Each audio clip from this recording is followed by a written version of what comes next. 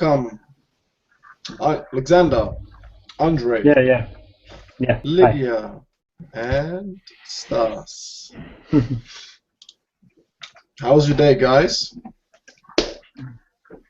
Lydia, ladies first. Lydia, can you hear us? Can you hear me? Yes. Okay. Now can Yes, I can hear you now. Couldn't hear anything before. I don't know if you spoke or not.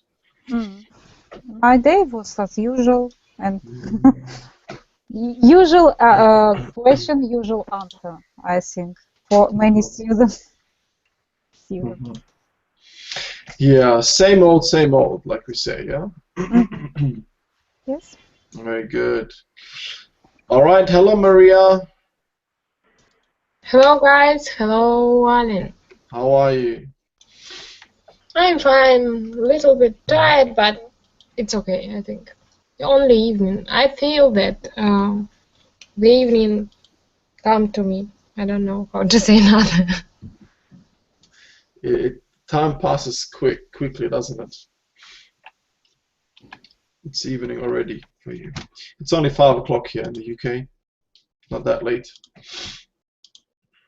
And I forgot our friend's name. Was it Alex? Who remembers our new student's name? Eugene. Eugene. Sorry, Eugene. How are you? I remember that you are living in Miami, and that you're there and you're into gambling. How are you, Eugene? You're right. Your microphone is muted. I don't hear anything you're saying. Sorry. Yeah, that's better. Oh. Yeah, hi, how are you? Good. Very well. How are you? Yeah, really good. I see you're having lovely weather again. Typical Miami style. Yeah, nice. Very good. Yeah. So how's everything been? We haven't seen you for a few days. No, I had yesterday I had a lesson. Oh, you had a lesson yesterday. I see. Yeah. That's good. By the way, guys, we are actually officially limited to only 6 students per class. So in case you're wondering why sometimes you can't join, because 6 is the limit. I don't know if you are aware of that. Yeah. You're aware of that, yeah? Yeah. I was just informed not long ago, actually, that there was like a the students were asked, what do you prefer? What's the maximum number of, per class? And I think the consensus was 6. Yeah. So, it may have sense to limit. Yeah, I think it's a perfect number, isn't it? Yeah. Who wake up first? He has boots, like Russian expression. Yeah, first come, first serve. Yeah, I think that's probably the same. First come, first served. So whoever joins first, gets to be in class. So what else has been happening? Any news, guys? Stas? I don't have any news. You ask me like I have an interesting life like this. No, it's usual. I just worked. Yeah, I'm not a superstar, unfortunately. Oh no, we thought you were. Thank you. You flattered me, but cruel reality says there is not. Oh. So. I know you work for Samsung. You told us once. It's a secret information. You don't need to filter this thing. It's all on YouTube. It's been recorded. I sent a group of Koreans to you to really not talking about that. Yeah. I don't know what department you work at, but I wanted to ask you. You never know. I wanted to ask you about the new Galaxy S6 that's coming out. Do you know any information about it? It's secret information, Alan. Everything's You know? secret. Oh. Yeah. So And we all have to wait. It's very strange that you know about this. You know, you will have a big problem. Frankly saying, I'm working in home appliances department, so I don't have any connections with cell phones, and I heard about this the first time. So, Oh, really? yeah. I can tell you about our new refrigerators, washing machines, microwaves. It's very interesting, you know. It's much interesting than Galaxy, you know. Yes, yes, yes. And also pretty expensive. The Samsung refrigerators are very expensive. Now in Russia, yeah, but before it was not so. It was less than $1,000. It was really refrigerator. Yeah, but until 17th of December. But now it's maybe $1,500. Unfortunately, it's all because we ruble. Yes, I believe so. And what kind of refrigerators are popular in Russia? Do you have the American style refrigerators, which have 2 doors? No. Yes, it's called side by side, and they are very expensive. Maybe $3,000-4,000.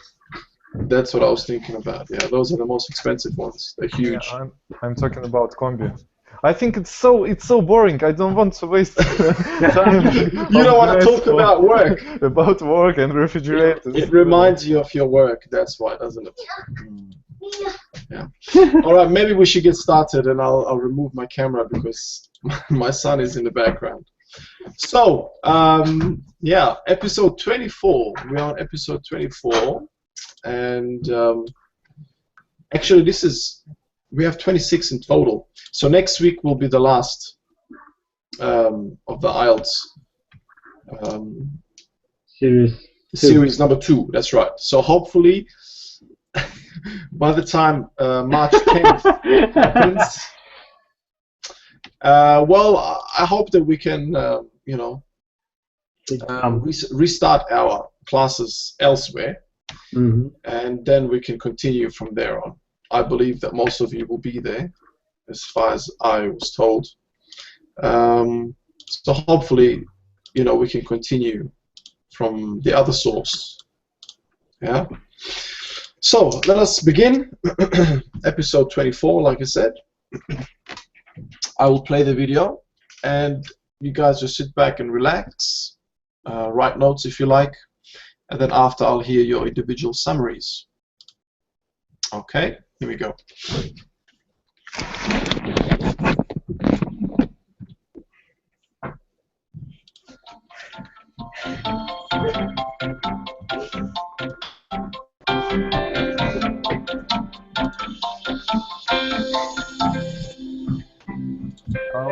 Hello, I'm Margot Politis. Welcome to Study English IELTS Preparation. Today we're going to talk about adverbs. Please. Adverbs are useful because they give us more information about an action, event, or situation. If I said they were very useful, that would be an example of using the adverb very to add to or modify the word useful. But first, let's listen to our story about a new training program to help fix the problem of there not being enough skilled workers in Australia. For too long, we didn't train enough people. We didn't put enough energy into getting people into apprenticeships and traineeships. We just let market forces, laissez-faire approach dominate, and it didn't work. We've established a school apprenticeship link program, which this year will have 500 young West Australians, predominantly but not totally boys, providing them with apprenticeships, basically, that they can take up in the mining and other industries. Fortunately, I don't think it has been left too late, so long as we very proactively tackle the situation now and don't delay any longer. Okay, let's look more closely at adverbs. Adverbs work by modifying words. Adverbs modify verbs, adjectives, other adverbs, or preposition phrases. Using adverbs correctly will improve your communication skills. They answer such questions as how often, when, where, and why. Because they have different functions, it's useful to describe adverbs according to categories. Here are some of the categories that adverbs can be divided into.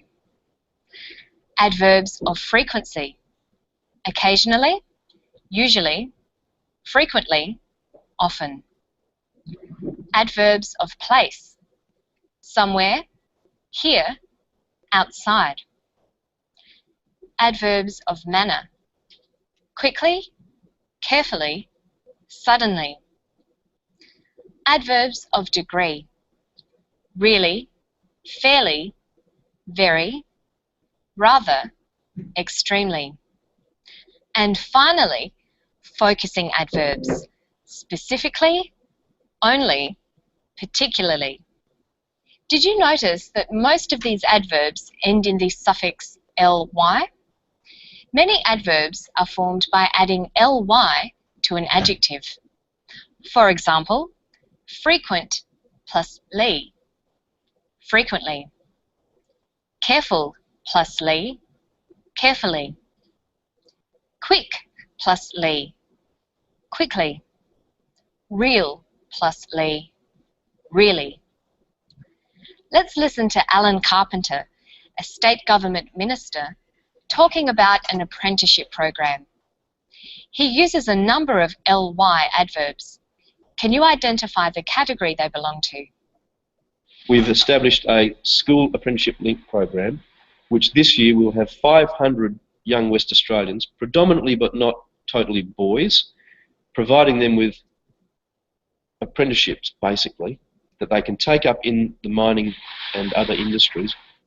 Alan uses the adverbs predominantly and totally. These are degree expressions. They're adverbs of degree. Adverbs of degree can answer questions such as to what extent or to what degree. They also function as modifiers of adjectives and adverbs. Look at this sentence. They will provide 500 young people, predominantly but not totally boys, with apprenticeships. Predominantly but not totally. They answer the question, to what extent will the apprenticeships be offered to boys? Predominantly but not totally. Let's listen to Dave Smith, head of the National Skills Shortages Task Force, talking about recruitments. He also uses a number of adverbs. Can you identify their category? Fortunately, I don't think it has been left too late, so long as we very proactively tackle the situation now and don't delay any longer. He says, so long as we very proactively tackle the situation. Proactively is an adverb of manner, which expresses how something happens or how something is done.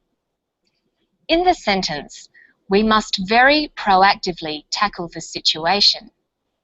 Proactively modifies the verb tackle, saying how the situation should be tackled.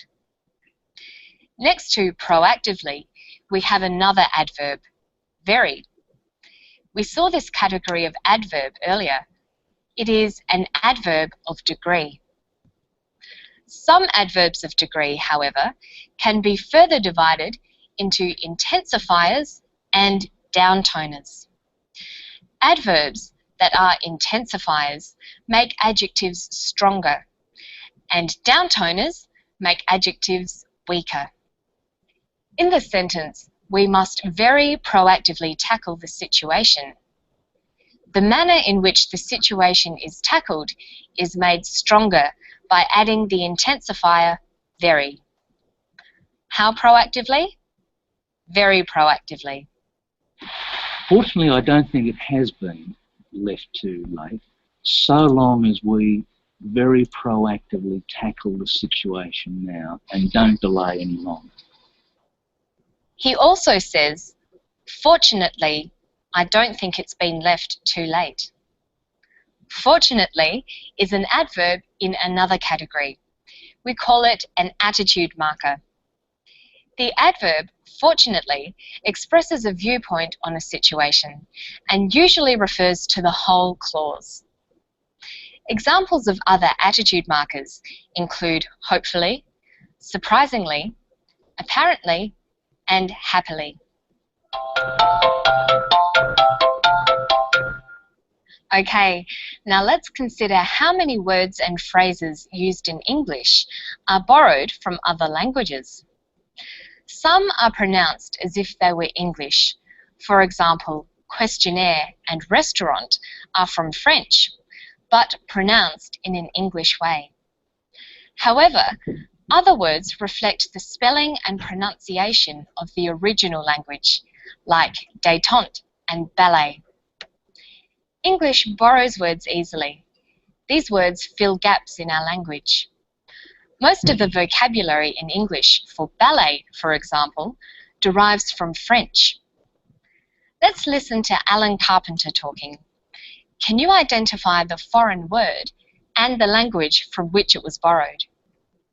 We didn't put enough energy into getting people into apprenticeships and traineeships. We just let market forces, laissez-faire approach dominate, and it didn't work. He uses the phrase laissez-faire. Laissez-faire is a borrowing from French. It closely reflects the pronunciation of the original language and the original spelling. Do you know the meaning of the phrase? Generally, it means non-interference or not getting involved, allowing things to act of their own accord. Here are some other French words that are commonly used in English. Au fait, faux pas, Grand Prix, encore, and entourage. And you can look them up in the dictionary. Okay, so today we've looked at adverbs and then talked about words borrowed from other languages into English. To find more on today's story and lots of other help and information, you can go to our website at abcasiapacific.com/study English. I'll see you next time for more. Bye-bye.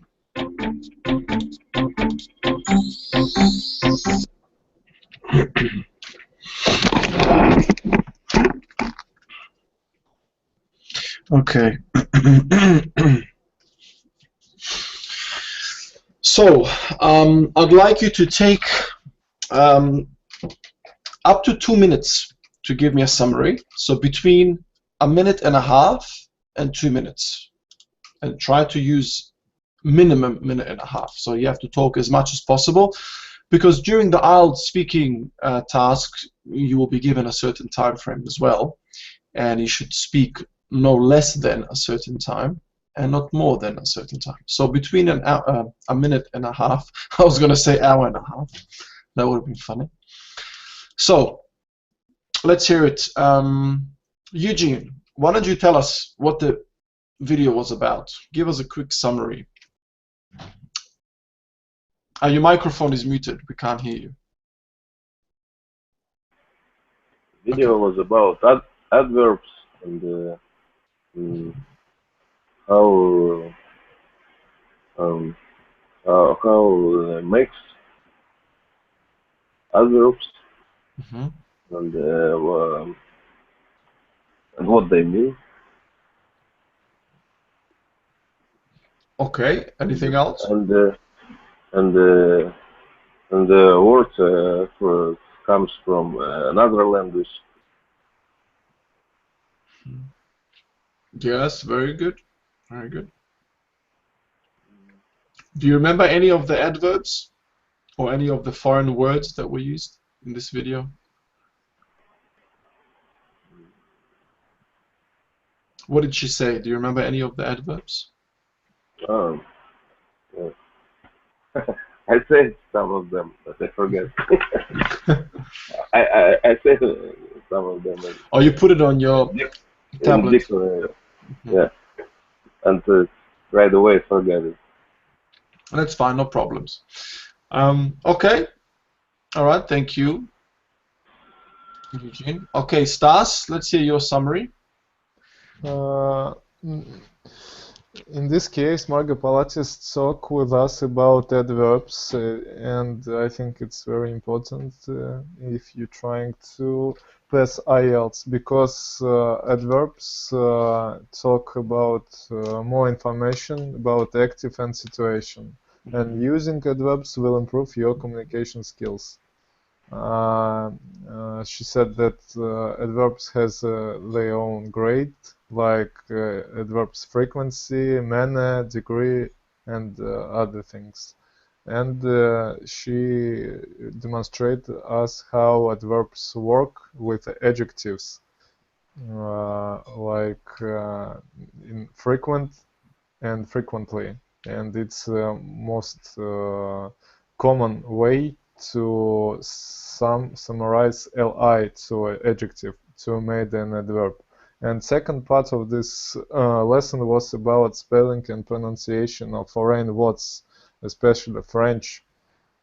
And in English there is a lot of French words like laissez-faire, ballet, encore, entourage. That's all. All right, very good. Thank you, Stas. Good summary. Maria? Yeah. Okay. Briefly. In this video, I found out information about adverbs. Adverbs give us more information about situation and do our speech more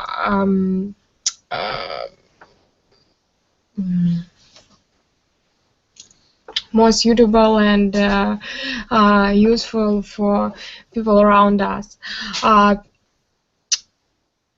I find out information about categories of adverbs. For example, adverbs of frequency, like usually, adverbs about place, here, outside, adverbs about manner, carefully, proactively, and adverbs of degree, really, very, totally, and another.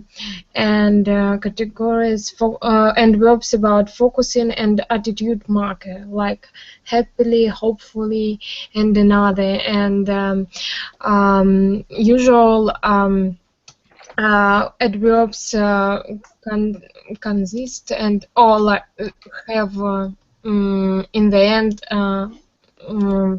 L and U. Yes, how to say? Plus. Ly? Ly, yes, sorry.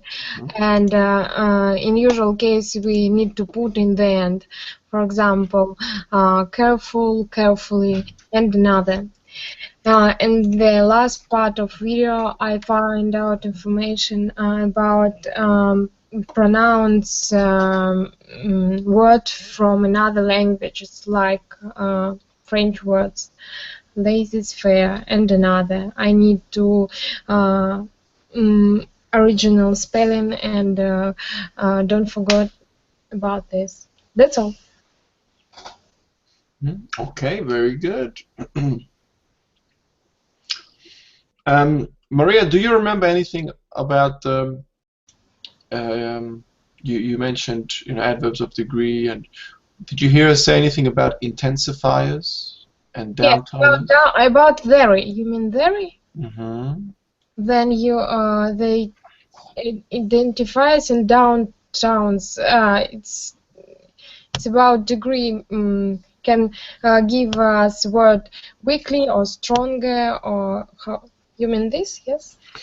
Yeah. So intensifiers. Does anyone else remember what's the difference between an intensifier and a downtoner? Downtoner put words and more weakly. Make them weaker. Yes, very good. And intensifier not stronger but bigger, or how to say, I don't know, more heavily. I don't know. It gives them more emphasis, perhaps, or more. Yeah. Makes them stronger in a way. Yeah. Okay. Very good. Lydia, let's hear your summary. Yes, I divide this video on 4 parts, and in first parts she depict categories of adverbs like frequency, it's usually, often, etc. And place, manner, degree expression, and focus on adverb like especially, only, particularly. The second part, she talk how we make this adverb from adjective by adding suffix "ly." The third part is she said about intensify and downtones. Intensify make verb more stronger, like very, and downtones it's make adverb weaker, like maybe slightly. It's come across in my mind. Good. And also the fourth part, it's about foreign words which are borrowed from other languages. That's all. Excellent. Very good. Thank you, Lydia. Okay, Andre.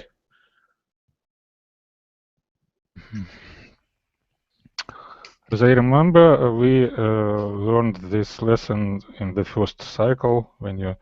Yes. Yeah, and nothing special I found for myself, but just for repeating, it was interesting to me. First of all, Margot told us about adverbs and different functions of this part of the speech. First of all, adverbs give us an answer to questions how we do something, where or when something happen, and we can use it for describing dynamic situation with adverbs, because it's ambivalent part of speech which may which have something from a verb and from other parts of speech like adjectives, verbs, adjectives, other. I don't remember exactly, but I hope you get my thing about that. Also, she told us about modifiers, which can make sentence or adverb stronger or weaker. And the second part of this video was devoted to borrowed words from other languages, especially from French. And she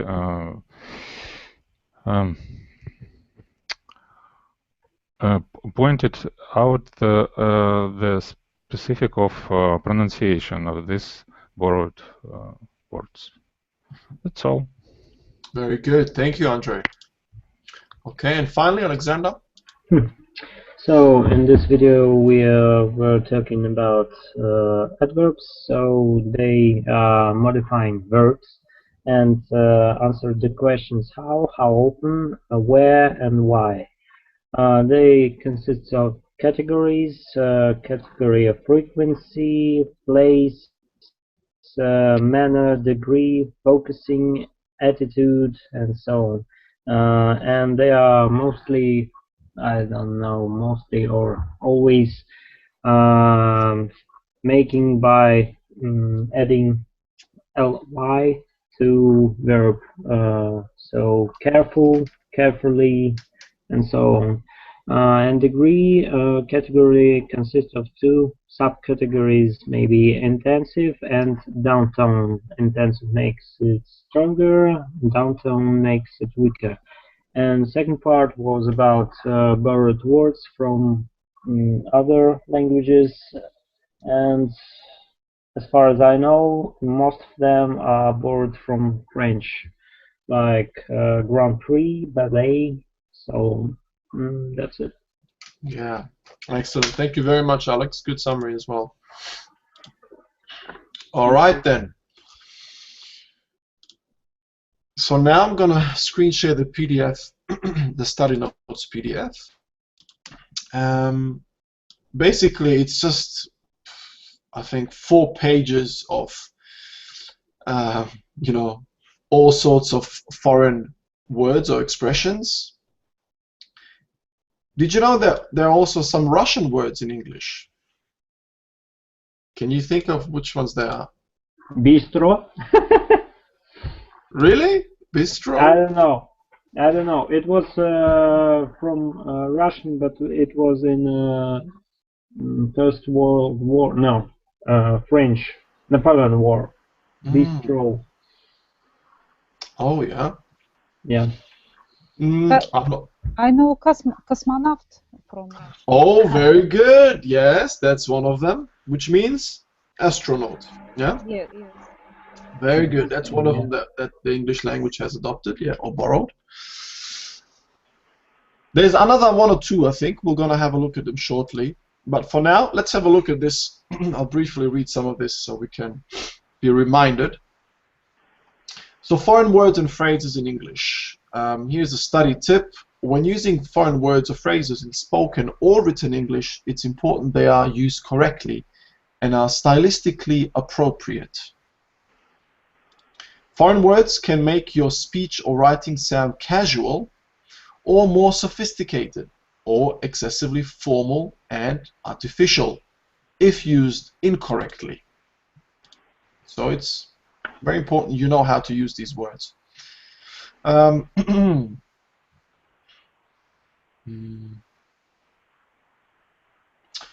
have here some are totally assimilated into the vocabulary. For example, violin. I think in not only in English but in other languages this is a common word. Macaroni. Sorry? Typically Italian.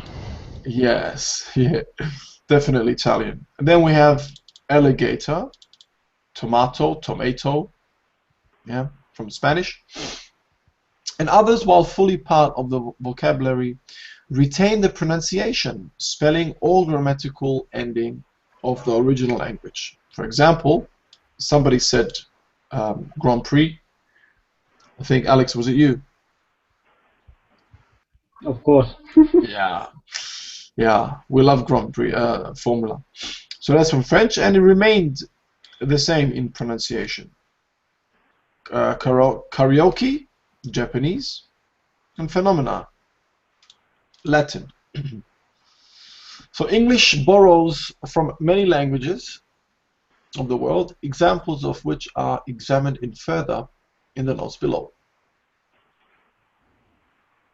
Then it says, yeah, it's not uncommon. 2 negatives. It's not uncommon in English speech and writing, both formal and informal, to come across foreign words, phrases, and expressions, given the extent people travel, mass communication, migration, foreign exchange programs, colonization, etc. So these borrowings make English vocab rich and diverse.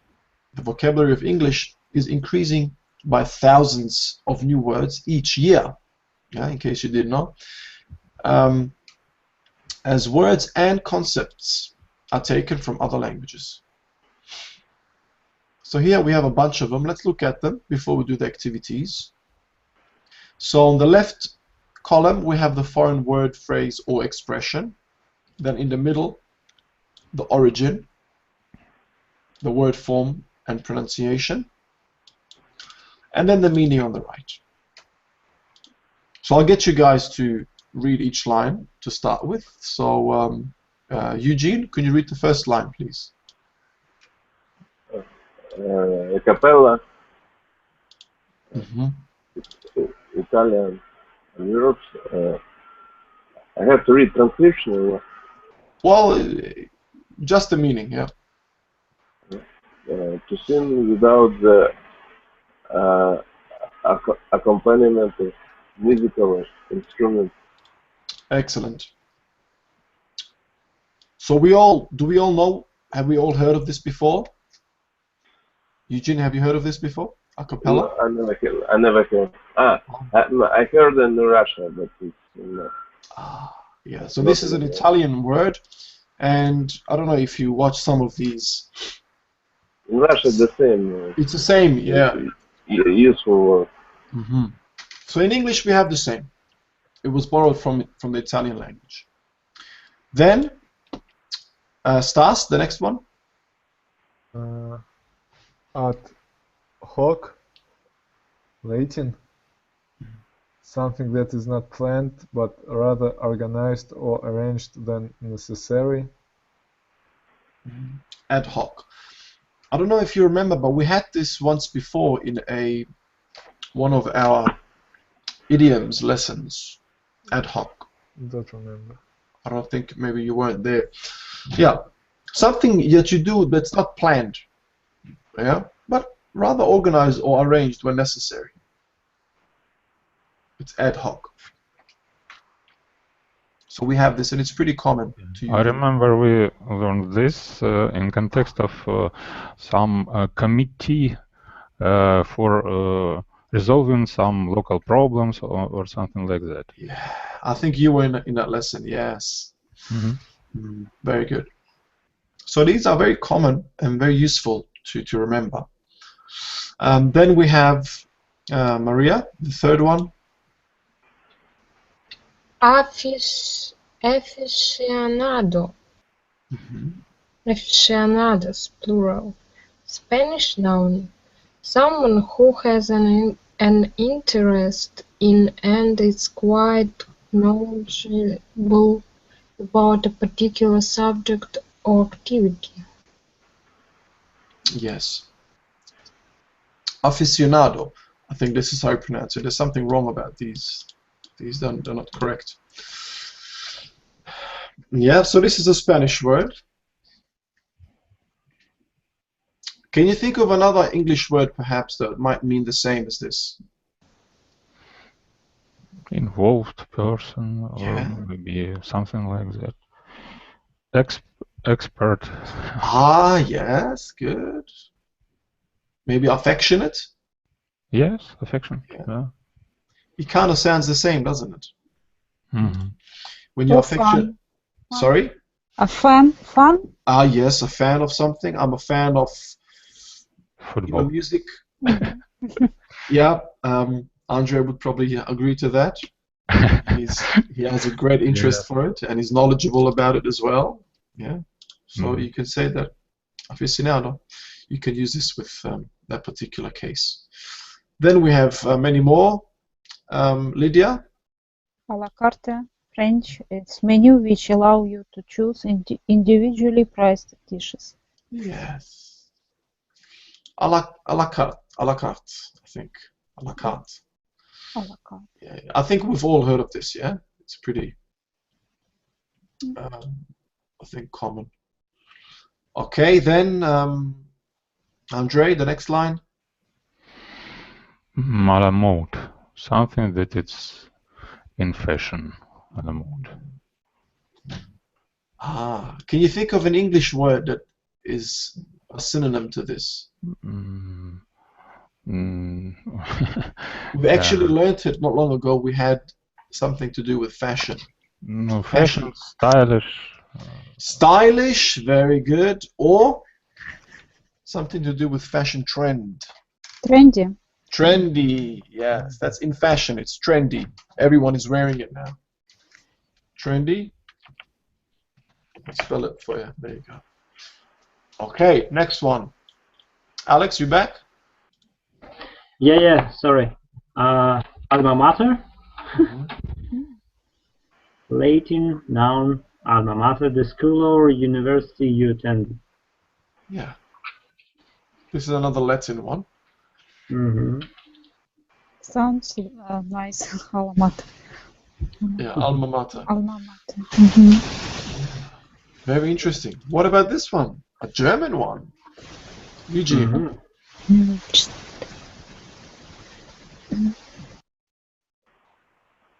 Eugene, can you read the next line? And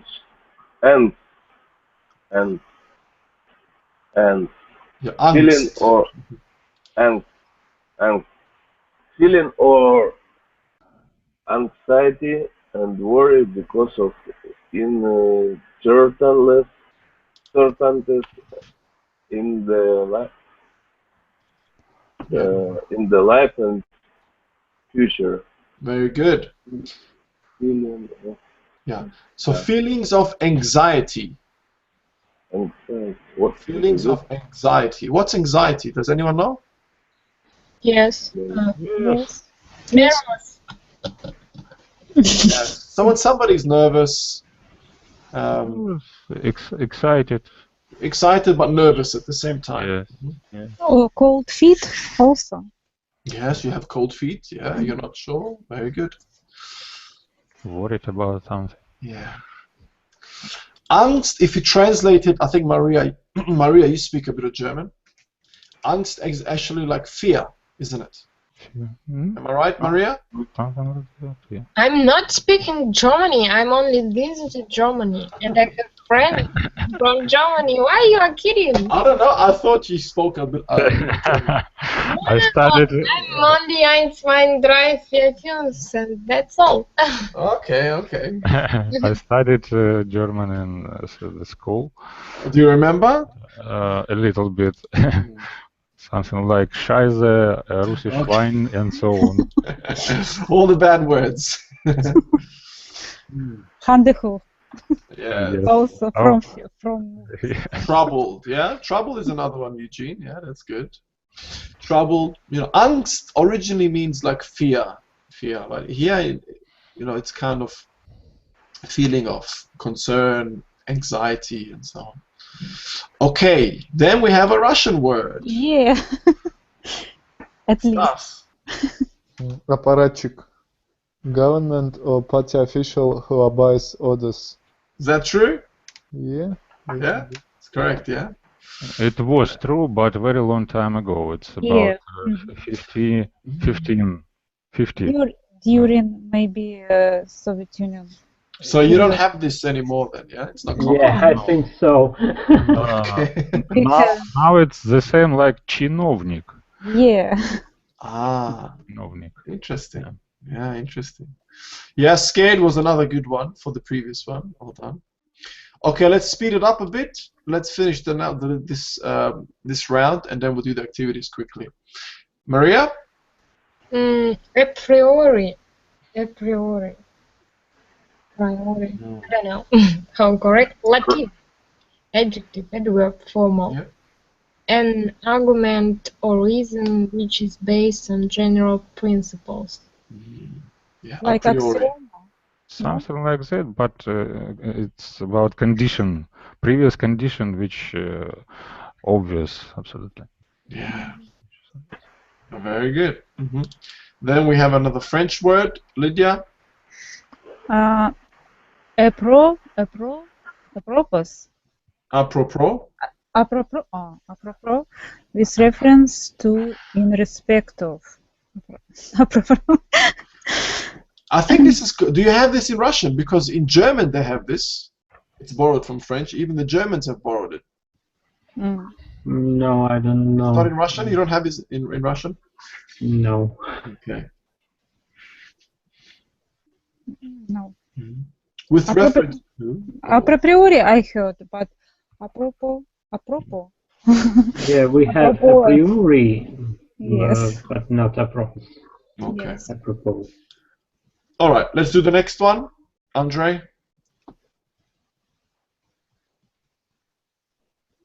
Andre, your microphone.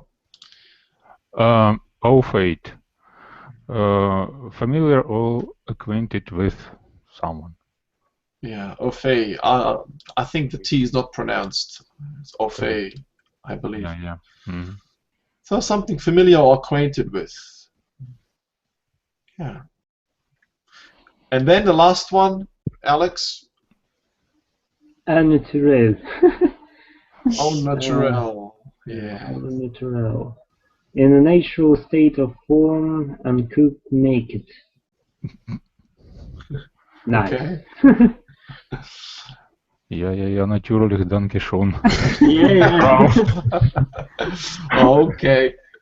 Yeah, so interesting. So we have a lot here. Another German one, and maybe another. Oh, there's Australian boomerang.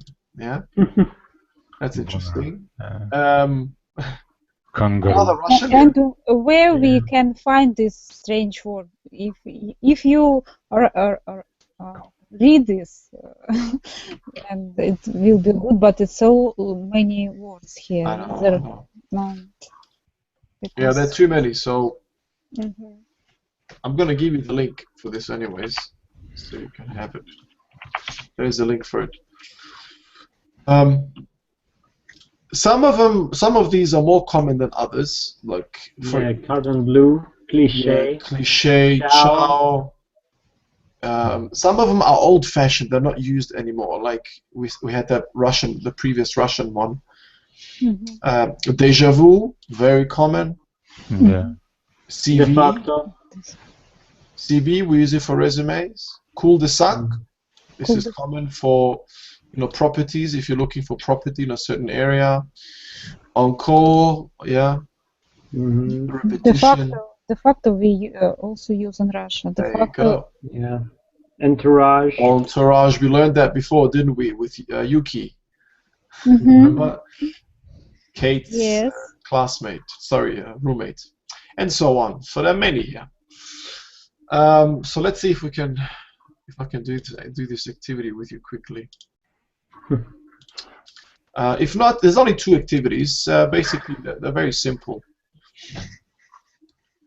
This answers. Don't want to show you the answers. So let's see. We have to use the borrowed words from the box in the correct sentences. So let's see. What's the first one? What do you think? Entourage. Entourage? Yeah. We all agree? Yes. A whole entourage of bodyguards, chefs, press secretaries, and so on. Yeah. A whole group of people. Excellent. Number 2?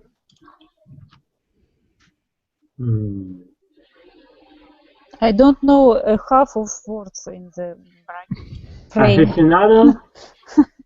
Maybe. No. Neighborhood thugs? Thugs. Thugs, Yes. Yeah. It was a bird? I'm not too sure. I didn't see it there. I thought that was an English word. Yeah, I certainly do so. Yeah. Yeah. So I'm not too sure. All right. So then we have 3.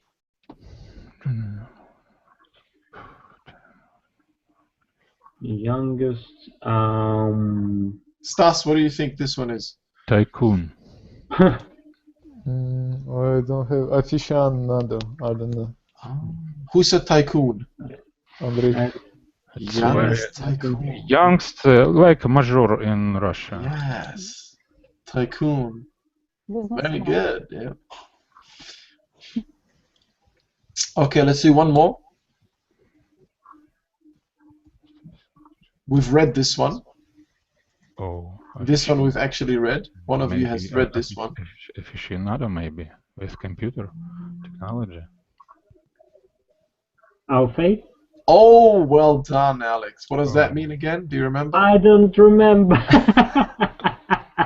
More familiar, maybe. No. I'll have to. Anyone remember? Oh, even I've forgotten. Oh, Faye. Jeez. Some of these French words. Familiar, yeah, you're right. Familiar. I thought he was familiar. True. Familiar or acquainted with. Very good. So they're more familiar with computer technology. Well done. Okay, here is the link for this as well. Don't go away because I want you to have the activities link. There you go. All right. And so click on it, download it, and practice it.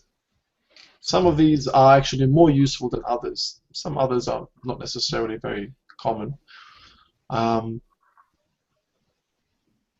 Yeah, but it's good to know them. If you can use them in your IELTS examination, that will be wonderful.